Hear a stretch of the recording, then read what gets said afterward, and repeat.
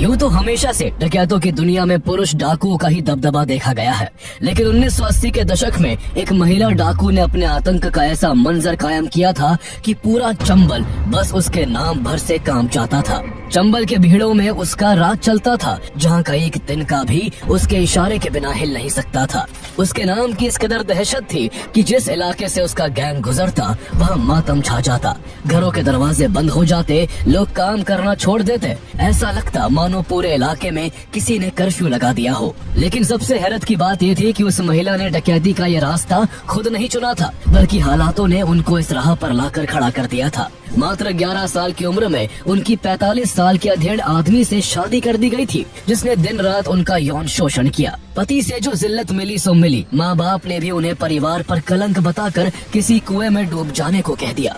इतना कम नहीं था कि उनके सगे चाचा ने उन्हें मात्र 16 साल की छोटी सी उम्र में डाकुओं के हवाले कर दिया, और डाकुओं ने भी उन्हें नोच खाने में कोई कसर नहीं छोड़ी। लेकिन एकाएक वक्त ने करवट बदली और उस बेबस महिला ने कफन की तरह सर पर लाल कपड़ा बांधा, हाथ में बंदूक ली और दुनिया को उसी की भाषा में समझाने के लिए निकल पड़ी। जिस पति ने उन पर सितम ढाए थे, उसे बीच चौराहे पर चाकू मार मार कर अधमरा कर दिया, और जिस बिरादरी के लोगों ने जिस गाँव में हफ्तों तक उनकी आबरू लूटी थी, उन्होंने उसी गांव में जाकर उस बिरादरी के सब मर्दों को एक लाइन में खड़ा करके गोलियों से भून डाला।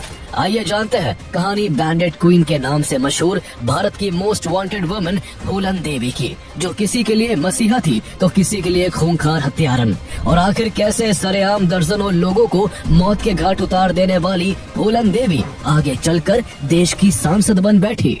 The Robin Hood of Chambal, Phulan Devi, known for her brand of biblical justice. फूलन जब खुद अपने गैंग की सरदार बनी तो उसने बिरमई गांव के 22 ठाकुरों को मारकर खुद के साथ जुल्म का बदला ले लिया। However, her story of becoming the bandit queen is rarely ever discussed. आखिर कौन थी फूलन देवी?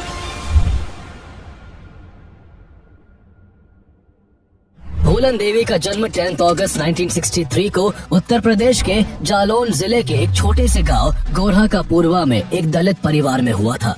उनके पिता का नाम देवीदीन था, जो मल्ला कास्ट से बिलोंग करते थे। फूलन के अलावा परिवार में उनके 3 बहनें और एक भाई था। गरीबी के कारण उनका परिवार दूसरों के खेतों में काम करता था। उनके पास जो थोड़ी बहुत जमीन थी, उस पर चिकपीस, सनफ्लावर्स और पर्ल मिलेट उगाकर किसी तरह गुजारा होता था। बहुत कम सुविधाओं में भी सब कुछ ठीक चल रहा था। लेकिन कुछ समय बाद जब फूलन के दादा का निधन हुआ तो उनके पिता की जमीन को उनके चाचा बिहारी लाल ने जोर जबरदस्ती से छीन लिया और उनके परिवार पर खूब जुल्म ढाए। फूलन देवी का स्वभाव शुरू से ही गुस्से वाला था।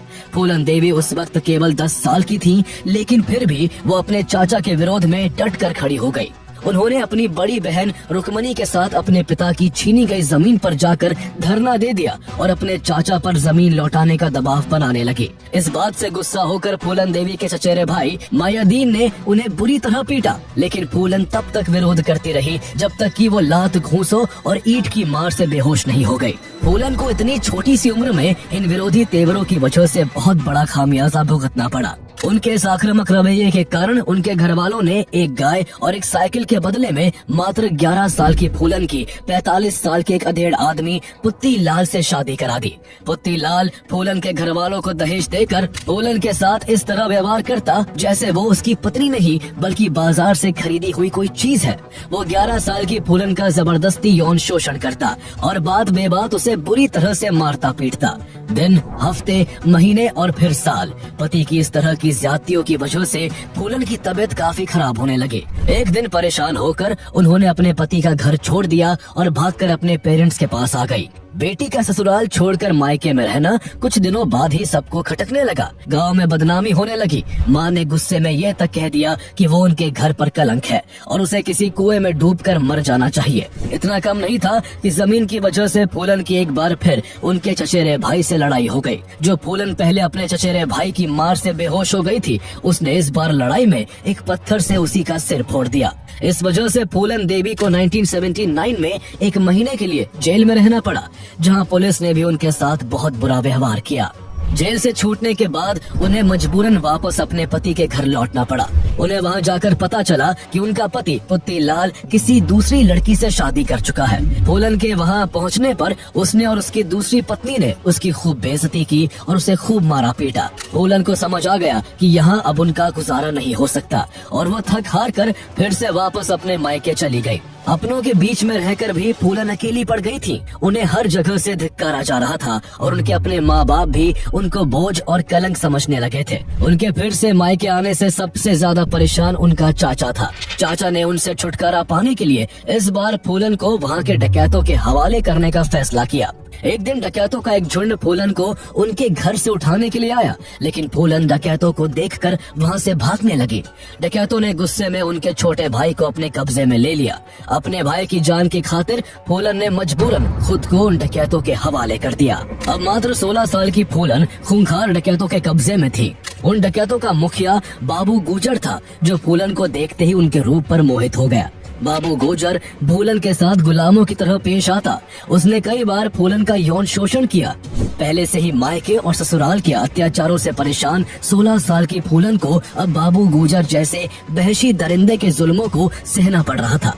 बाबू गुजर की उस गैंग में विक्रम मल्ला नाम का एक आदमी था, जो इस गैंग में दूसरा मुख्य आदमी था। फूलन उसकी कास्ट से बिलोंग करती थी और उसको फूलन के साथ हुए पुराने अत्याचारों के बारे में भी पता था। इसलिए उसके दिल में फूलन देवी के लिए एक सॉफ्ट कॉर्नर था और उसे अपने सरदार का उसके प्रति ऐसा व्यवहार बिल्कुल भी बर्दाश्त नहीं हो रहा था। इसलिए उसने अपने सरदार बाबू गुजर से मना किया कि वो फूलन के साथ ज्यादती ना करे। लेकिन बाबू गुजर जब नहीं माना तो उसने एक रोज अपने सरदार को मार डाला और खुद गैंग का मुखिया बन बैठा। इसके बाद विक्रम ने फूलन देवी को राइफल चलाने, अमीरों के घरों को लूटने और पुलिस की रेड से बच निकलने जैसी डकैती की कई टेक्निक सिखाई। फूलन देवी की जिंदगी यहाँ से बिल्कुल बदलने वाली थी। उन्होंने माथे पर एक लाल कपड़ा बांधते हुए हथियार अपने हाथ में ले लिए थे और गुलामी की जिंदगी को पीछे छोड़ दिया था। उनकी जिंदगी में ये बड़ा बदलाव विक्रम मल्ला की वजह से आया था। इसलिए दोनों के बीच प्यार हो गया और वो एक साथ रहने लगे। विक्रम के कारण गैंग में फूलन का भी काफी रुतबा बढ़ गया।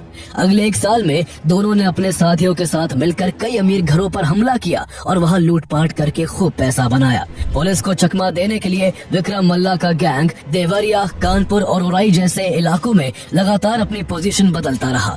फूलन अमीर लोगों को लूटती और उसी पैसे से गरीब लोगों की हेल्प किया करती।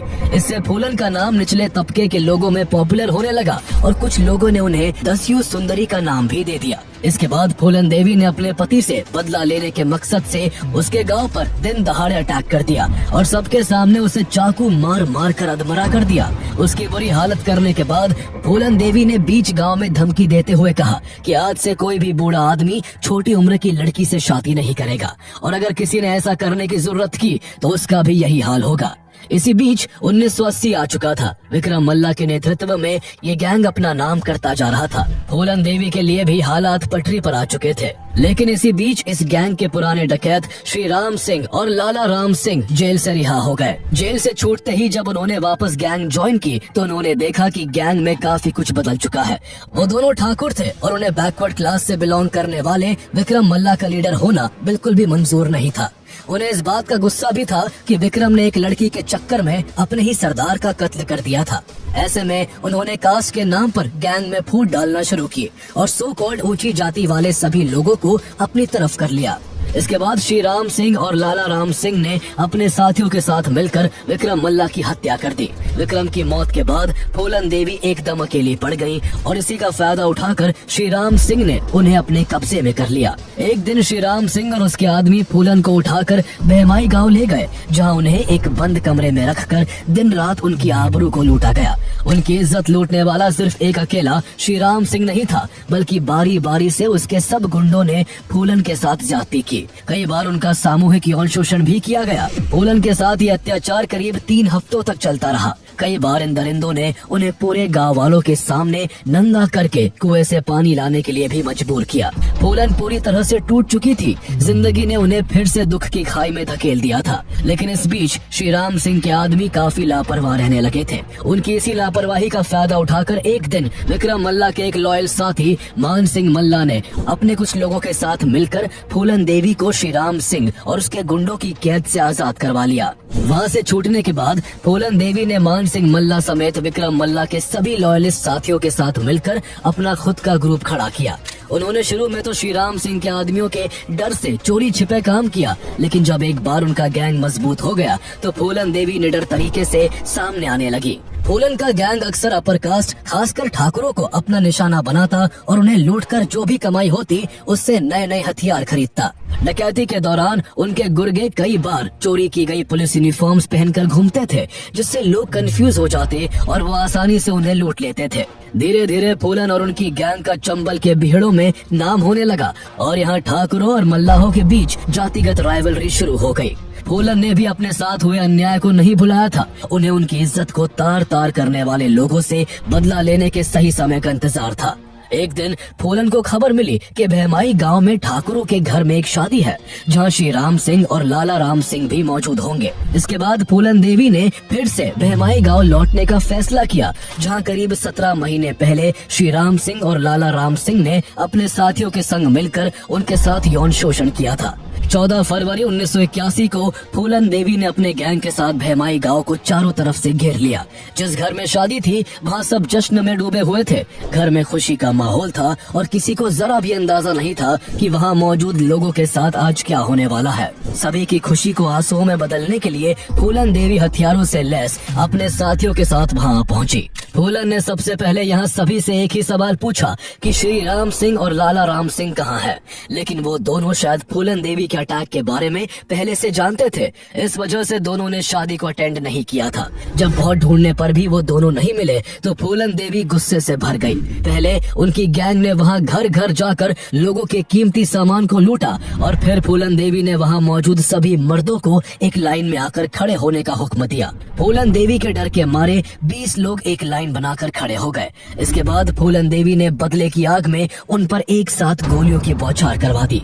पूरा गांव गोलियों की आवाज से थर्रा उठा। कुछ देर बाद जब वहां पुलिस पहुंची तो वहां 20 लोगों की लाश, उनकी औरतों की चीख और बच्चों के रोने के अलावा कुछ भी नहीं था। पुलिस के आने से पहले ही फूलन अपने गुर्गों के साथ वहां से भाग निकली थी। एक साथ इतने लोगों के मारे जाने से पूरे उत्तर प्रदेश में सनसनी फैल गई। मीडिया की खबरों में केवल इसी वारदात का जिक्र था। हर तरफ केवल फूलन देवी का ही नाम गूंज रहा था। सब हैरान थे कि एक 18 साल की लड़की ने ये कारनामा किया था। उन्हें जल्द ही मीडिया ने नया नाम बैंडिट क्वीन दे दिया। क्योंकि मारे गए 20 में से 17 लोग ठाकुर थे, इसलिए ठाकुर जाति के लोगों ने एकजुट होकर प्राइम मिनिस्टर इंदिरा गांधी से प्रदेश में लॉ एंड ऑर्डर बहाल करने और फूलन देवी को पकड़ने की मांग उठाई। आगे इस मामले ने इतना तूल पकड़ा कि उस समय के उत्तर प्रदेश के चीफ मिनिस्टर वीपी सिंह को अपने पद से इस्तीफा देना पड़ गया।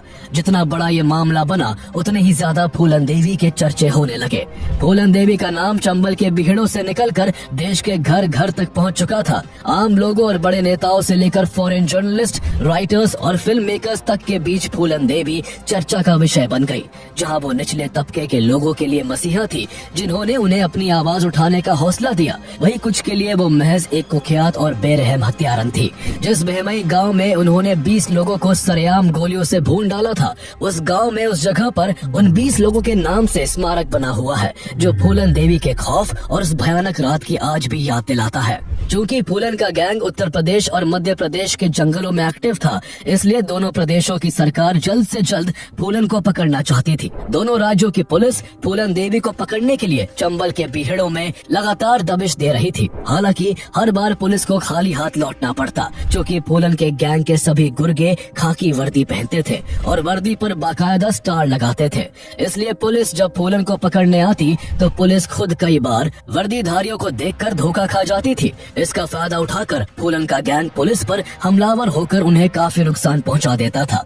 लेकिन पुलिस की लगातार कार्रवाई की वजह से फूलन के लिए भी डकैती करना बेहद मुश्किल हो गया था। पुलिस के साथ हुई मुठभेड़ों में फूलन के कई भरोसेमंद साथी मारे जा चुके थे और कई बार तो वो खुद पुलिस के गिरफ्त में आने से बाल बाल बची थी। पुलिस के साथ इस लुका छुपी के खेल में करीब 2 साल का वक्त बीत गया। फूलन देवी के हाथ न आने से पुलिस उनकी फैमिली को भी परेशान करने लगी थी। एक बार तो पुलिस ने उनकी मां को पकड़कर 5 महीने तक जेल में रखा, ताकि फूलन देवी परेशान होकर पुलिस के सामने सरेंडर कर दे। लेकिन फूलन ने फिर भी ऐसा नहीं किया। फूलन देवी के पकड़ में न आने से पुलिस पर दबाव काफी बढ़ चुका था। अब तक वो हिंदुस्तान की मोस्ट वांटेड वुमन बन गई थी और सरकार ने उनके सर पर 10,000 का इनाम रख दिया था। उस दौरान चंबल के भीड़ों में मलखान सिंह का भी काफी नाम था। मलखान और उसके गैंग पर डकैती, अपहरण और हत्या के 94 केसेस रजिस्टर्ड थे। पुलिस की बार बार की कार्रवाइयों से परेशान होकर उसने जून 1982 में मध्य प्रदेश गवर्नमेंट के सामने सरेंडर कर दिया। उसके सरेंडर के बाद मध्य प्रदेश पुलिस चाहती थी कि फूलन देवी भी सरेंडर कर दे। मलखान के सरेंडर करवाने में एसपी राजेंद्र चतुर्वेदी की बड़ी भूमिका थी, इसलिए सरकार ने फूलन के सरेंडर की जिम्मेदारी भी उन्हीं को सौंपी। राजेंद्र चतुर्वेदी ने सबसे पहले मलखान के जरिए फूलन के पास पहुंचने की कोशिश की, लेकिन मलखान इसके लिए तैयार नहीं हुआ। वो नहीं चाहता था कि एक और फेमस डकैत का सरेंडर हो और उसे अपने सरेंडर के बाद मिली लाइमलाइट इतनी जल्दी खत्म हो जाए। इसके बाद राजेंद्र ने खुद फूलन से मिलने का फैसला किया। 5 दिसंबर 1982 की रात राजेंद्र चतुर्वेदी फूलन के गैंग के एक आदमी को साथ लेकर मोटरसाइकिल से चंबल के भीड़ों की ओर निकल पड़े। कुछ घंटों के सफर के बाद खेड़न पहुंचकर फूलन के साथी ने राजेंद्र की मुलाकात फूलन के राइट हैंड मान सिंह मल्ला से करवाई। मान सिंह राजेंद्र को फूलन के पास ले गया, जिसके बाद दोनों के बीच बातचीत शुरू हुई। फूलन ने खुद अपने हाथों से राजेंद्र के लिए चाय बनाई। बातों बातों में राजेंद्र ने फूलन को बताया कि वो उनके घर गए थे। फिर उन्होंने फूलन को उनके परिवार की कुछ तस्वीरें दिखाई और एक रिकॉर्डिंग भी सुनवाई, जिसमें उनकी बहन मुन्नी की आवाज थी। ये सुनकर फूलन ने राजेंद्र से सीधा सवाल किया, आप चाहते क्या हैं और यहाँ किस लिए आए हैं? इस पर राजेंद्र ने कहा, मैं आपका सरेंडर चाहता हूँ। सरेंडर की बात सुनते ही फूलन भड़क उठी और गुस्से में चिल्लाकर बोली, क्या तुम्हारे कहने से मैं सरेंडर कर दूंगी? मैं फूलन देवी हूँ और अगर चाहूँ तो इसी वक्त तुम्हें गोली से उड़ा सकती हूँ। इससे वहाँ का माहौल अचानक से गर्मा गया। मान सिंह ने किसी तरह फूलन को शांत कराया। जब माहौल ठंडा हुआ तो फूलन ने राजेंद्र चतुर्वेदी से पूछा कि क्या गारंटी है कि सरेंडर करते ही तुम मुझे गोली नहीं मार दोगे? इस पर राजेंद्र ने जवाब दिया, भरोसा करिए, मुझे खुद मुख्यमंत्री ने भेजा है। फूलन का विश्वास जीतने के लिए राजेंद्र ने एक प्रपोजल भी दिया कि अगर वो चाहे तो उनकी गैंग का कोई एक मेंबर उनके साथ चलकर मुख्यमंत्री से मिल सकता है। फूलन देवी पिछले 2-3 साल से पुलिस की कार्रवाई के कारण इधर से उधर छिपते छिपाते गुजर बसर कर रही थी। इस बीच उनके कई लोग मारे भी जा चुके थे। इसके अलावा उनकी तबीयत भी लगातार बिगड़ती रहती थी और उन्हें भीड़ों में जरूरी इलाज नहीं मिल पाता था। इन सब वजहों से उन्होंने भी सरेंडर का मन बना लिया था। एसपी राजेंद्र चतुर्वेदी उन्हें भरोसे के आदमी लगते थे, इसलिए उन्होंने उनसे सरेंडर के लिए हाँ कह दिया। लेकिन सरेंडर करने को लेकर उनकी कई शर्तें थी। पहली शर्त ये थी कि फूलन और मान सिंह के परिवार को सुरक्षित उत्तर प्रदेश से मध्य प्रदेश लाया जाए। उनको डर था कि बेमई मैसेकर के बाद उत्तर प्रदेश जाते ही उनकी हत्या कर दी जाएगी और लोग उनके परिवार को भी मार सकते हैं। इसके अलावा उनकी मांग थी कि उनके परिवार को कुछ जमीन और भाई को नौकरी दी जाए। फूलन ने अपने लिए A ग्रेड जेल की मांग की और साथ ही ये भी डिमांड रखी कि सरेंडर के बाद उनके किसी भी गैंग मेंबर को फांसी ना दी जाए। इसके अलावा फूलन चाहती थी कि उनके सरेंडर वाले दिन स्टेज पर महात्मा गांधी और माँ दुर्गा की तस्वीर हो और वो अपने हथियार उनके सामने ही सरेंडर करेंगे। सरकार को काफी मेहनत के बाद ये मौका हाथ लगा था, इसलिए सरकार ने फूलन की सभी शर्तों को मान लिया। इसके बाद फूलन देवी के परिवार को मध्य प्रदेश लाने की कोशिशें शुरू हो गई, लेकिन इस दौरान फूलन की गिरफ्तारी को लेकर यूपी पुलिस और एमपी पुलिस आपस में ही भिड़ गई। 6 जनवरी 1983 को जब एमपी पुलिस फूलन देवी के परिवार को जालौन से भिंड लाती है तो यूपी पुलिस एमपी पुलिस पर किडनैपिंग का केस कर देती है। अगले दिन एमपी पुलिस की एक और टीम मान सिंह के परिवार को एमपी लाने के लिए यूपी पहुंचती है, लेकिन इस दौरान यूपी पुलिस एमपी के 6 पुलिस वालों को गिरफ्तार कर लेती है। इतना ही नहीं, स्थिति इतनी बिगड़ जाती है कि दोनों प्रदेशों की पुलिस के बीच गोलीबारी भी हो जाती है। इस गोलीबारी में मीडिएटर की भूमिका निभा रहे एक व्यक्ति को भी गोली लग जाती है। इस घटना से फूलन देवी का मन बदल गया और उन्होंने सरेंडर का फैसला वापस ले लिया। हालात बिगड़ते देख एसपी राजेंद्र चतुर्वेदी ने फूलन देवी का विश्वास दोबारा जीतने के लिए एक और कदम उठाया। इस बार वो अपनी पत्नी और बच्चे को लेकर फूलन को मनाने पहुंचे। जैसे ही वो फूलन के पास पहुंचे, उन्होंने अपने बच्चे को फूलन की गोद में रखते हुए कहा, अगर आपको भरोसा नहीं है तो जमानत के तौर पर मेरा ये छोटा सा बच्चा अपने पास रख लो। राजेंद्र की इस भावनात्मक अपील से फूलन का दिल पिघल गया और उन्होंने दोबारा सरेंडर के लिए हामी भर दी। इसके बाद 12 फरवरी 1983 के दिन मध्य प्रदेश के चीफ मिनिस्टर अर्जुन सिंह भिंड जिले में खुद फूलन देवी का सरेंडर लेने पहुंचते हैं। वहां करीब 8000 लोग फूलन देवी को देखने के लिए जमा थे।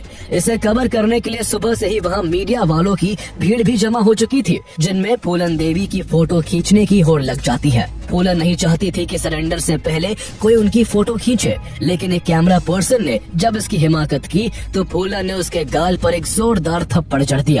फूलन देवी ने लाल रंग का कपड़ा माथे पर बांधा हुआ था और हाथ में बंदूक लिए वो मंच की तरफ बढ़ने लगी, जहां मुख्यमंत्री अर्जुन सिंह खड़े हुए थे। सबकी सांसें थमी हुई थी। लोगों को डर था कि कहीं फूलन देवी यहाँ भी किसी पर गोली ना चला दे, लेकिन अगले ही पल फूलन देवी ने अपनी बंदूक माथे पर छुआकर अर्जुन सिंह के पैरों में रख दी। वो फिर फूलों की एक माला अर्जुन सिंह के गले में और दूसरी माला दुर्गा माँ के चरणों में अर्पित कर देती है। इसी घड़ी फूलन देवी ने डाकू की जिंदगी को अलविदा कह दिया था। सरेंडर के वक्त फूलन देवी के नाम पर मर्डर, किडनैपिंग और प्लंडरिंग के 48 क्रिमिनल केस रजिस्टर थे।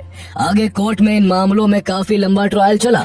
सरकार ने उन्हें केवल 8 सालों तक जेल में रखने का वादा किया था, लेकिन उन्हें करीब 11 सालों तक मध्य प्रदेश की जेल में बिताने पड़े। इस दौरान फूलन को ट्यूबरकुलोसिस हो गया था और उनके पेट में 2 ट्यूमर्स पाए गए थे। सजा के दौरान ही उनका हॉस्पिटल में ट्रीटमेंट चला और इसी ट्रीटमेंट के दौरान बिना उनसे पूछे उनका हिस्टेरेक्टमी कर दिया गया, यानी वो अब कभी मां नहीं बन सकती थी। हालांकि 1994 का साल उनकी जिंदगी के लिए गेम चेंजर साबित हुआ। उस समय देश में मंडल कमंडल की पॉलिटिक्स काफी जोरों पर थी, इसलिए उत्तर प्रदेश के मुख्यमंत्री मुलायम सिंह यादव ने एक दिन सभी को चौंकाते हुए फूलन देवी पर लगे सभी चार्जेस हटा दिए, जिसके बाद फूलन एक आजाद नागरिक की तरह रहने लगी। मुलायम सिंह यादव यही नहीं रुके, उन्होंने फूलन देवी के फेम का इस्तेमाल करके बैकवर्ड क्लासेस के वोट पाने के लिए उन्हें समाजवादी पार्टी में शामिल कर लिया। उसी साल फूलन देवी की जिंदगी पर बैंडिट क्वीन नाम की एक फिल्म भी बनी, जिसे बॉलीवुड के फेमस डायरेक्टर शेखर कपूर ने बनाया था। इस फिल्म को कांस फिल्म फेस्टिवल जैसे इंटरनेशनल मंचों पर भी खूब प्रेज किया गया था, लेकिन ये फिल्म फूलन देवी की परमिशन के बिना बनाई गई थी और उन्हें इसमें दिखाए गए कई सीन से काफी दिक्कत थी, इसलिए उन्होंने इस फिल्म का काफी विरोध किया, जिससे इसको लेकर खूब कंट्रोवर्सी भी हुई थी। इसके बाद फूलन देवी ने अपनी जिंदगी को नए सिरे से जीने के लिए उन्मेद सिंह नाम के एक शख्स से शादी कर ली। शादी के कुछ महीनों बाद दोनों ने बौद्ध धर्म को अपना लिया और खुशी खुशी रहने लगे। अब फूलन देवी को जेल से रिहा हुए करीब 2 साल बीत चुके थे और साल 1996 में देश में जनरल इलेक्शन होने वाले थे। ऐसे में मुलायम सिंह यादव ने फूलन देवी को समाजवादी पार्टी के टिकट पर मिर्जापुर से इलेक्शन में खड़ा कर दिया। इसको लेकर काफी हल्ला भी हुआ कि एक डाकू को संसद में पहुंचाने का रास्ता दिखाया जा रहा है, लेकिन ये फूलन देवी पर लोगों का भरोसा ही था कि उन्होंने इस इलेक्शन में शानदार जीत हासिल की। कभी अपने अधिकारों के लिए हथियार उठा लेने वाली फूलन अब अपने संसदीय लोगों की आवाज सांसद में उठा रही थी। मल्ला कम्युनिटी खुश थी कि पहली बार उनका कोई प्रतिनिधि पार्लियामेंट में पहुंचा था। इसके अलावा वो अदर बैकवर्ड क्लासेस ओबीसीज में भी काफी पॉपुलर थी। उन्होंने अपनी सांसदी में महिलाओं को अधिकार और गरीबों को बेहतर सुविधाएं दिलाने के लिए कई प्रयास किए। हालांकि 1998 में फूलन देवी को बीजेपी के वीरेंद्र सिंह से हार का भी सामना करना पड़ा, लेकिन अगले साल 1999 में हुए इलेक्शंस में दोबारा जीत हासिल कर उन्होंने फिर से सत्ता की कुर्सी हासिल कर ली। कभी चंबल के भीड़ों में भटकने वाली फूलन देवी 4 साल से सांसद थी और उन्हें दिल्ली के अशोका रोड में रहने के लिए गवर्नमेंट हाउस मिला हुआ था। उन्हें अब वुमेन एम्पावरमेंट का सिंबल तक बताया जाने लगा था। उनकी ये पॉपुलैरिटी उनके दुश्मनों से देखी नहीं जा रही थी। ऐसे में 25 जुलाई 2001 की दोपहर करीब 1:30 बजे जब फूलन देवी नई दिल्ली के 44 अशोका रोड स्थित अपने घर के बाहर खड़ी थी, तभी घात लगाए 3 हमलावरों ने उनके ऊपर गोलियों की बौछार कर दी। उन्हें कुल 9 गोलियां लगी और वो घायल होकर वहीं गिर गए। तीनों हमलावर वहां से भाग निकले। इसके बाद उन्हें तुरंत लोहिया हॉस्पिटल ले जाया गया, जहां डॉक्टरों ने उन्हें डेड डिक्लेयर कर दिया। जिस तरह चंबल के भीड़ों में फूलन देवी का दबदबा था, उसी तरह दक्षिण भारत में वीरप्पन नाम का एक ऐसा डाकू भी हुआ जिसने 20 साल तक तमिलनाडु और कर्नाटक के जंगलों में आतंक का ऐसा मंजर कायम किया था कि उसका नाम सुनते ही लोगों की